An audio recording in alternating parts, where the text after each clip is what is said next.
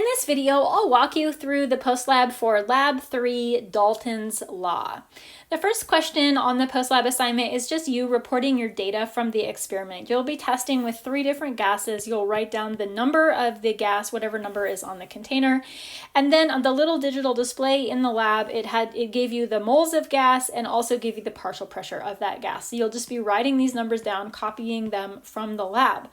Also, you will get the total number of moles of gases in the mixture. You can get that by adding these numbers up, all 3 of these numbers, or I can't quite remember. It's possible that this might also be displayed for you in the lab as well, but if it's not, you can just add them up.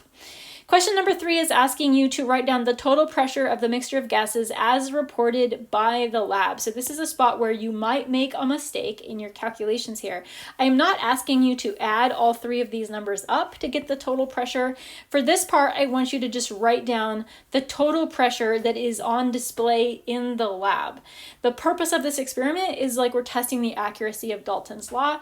So we are eventually going to add all these up to get a total pressure, but for now, we just want the pressure that's reported by the lab. Then the next thing that you're going to do is calculate the mole fraction of each one of these gases. So you'll just copy your gas number from this part right here, and in the next column you'll be calculating the mole fraction. The mole fraction is calculated by taking the moles of gas A, we'll just say that this guy right here is gas A, and dividing it by the total number of moles of all of the gases.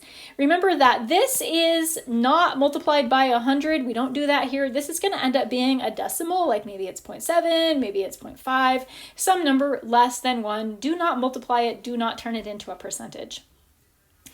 You'll do that for all of these. All 3 of these mole fractions, when you add them up, they should add up to approximately 1. They might not be exactly 1 because you are working with some quote-unquote real data, but it should be pretty close to 1 down here. And now we are going to calculate the partial pressure of each one of these gases using the mole fraction and the total pressure. So I do want to emphasize that we are not copying the partial pressures that we obtained from the lab. We're actually going to calculate the partial pressures so that we can see how well our calculation works, like how well these equations work. So we are calculating the partial pressure. We're calculating, gotta highlight the right part, calculate the partial pressure, and do not copy the partial pressures in this case. To calculate the partial pressure of gas A, that's going to come from the mole fraction of gas A times the total pressure. The mole fraction of gas A, we just calculated in this spot, and the total pressure reported in the lab is right there. So you'll get a partial pressure, and it should be really similar to whatever the partial pressure was that was reported in the experiment. So you should be able to look at these 2 numbers and maybe they'll be identical. If they're not identical, they're going to be almost identical. If they are far off, that probably just means that you made a mistake somewhere in your calculations. On the last page, you're just going to be answering some questions about your data. So the question number 5 says to compare and briefly discuss the partial pressures that were reported and the partial pressures that were calculated. So here's where we're comparing the reported data to the calculated data. And here you're just going to say it's exactly the same. It's pretty close to exactly the same. Is mole fraction an accurate way to calculate the partial pressure of the gas?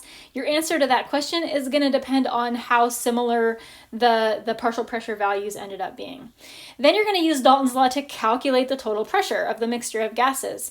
So remember back here in this spot, you were asked to write down the total pressure of the gases that was reported by the lab. Now you are actually going to calculate the total pressure using Dalton's law. So we're going to use the data from problem number 1, that's this data right here, and we're going to add all of those partial pressures up to get the total pressure. So in this spot, you'll just show that work, the partial pressure of gas A plus the partial pressure of gas B plus the partial pressure of gas C. That's going to be your total pressure. And then last but not least, compare and briefly discuss the total pressure reported in problems 3 and 6. So the total pressure that you calculated versus the total pressure that was reported in the lab. And again, those numbers should be really similar, if not identical. And you're going to use the comparison of those 2 numbers to answer this question: is this an accurate way to calculate the total pressure of a mixture of gases?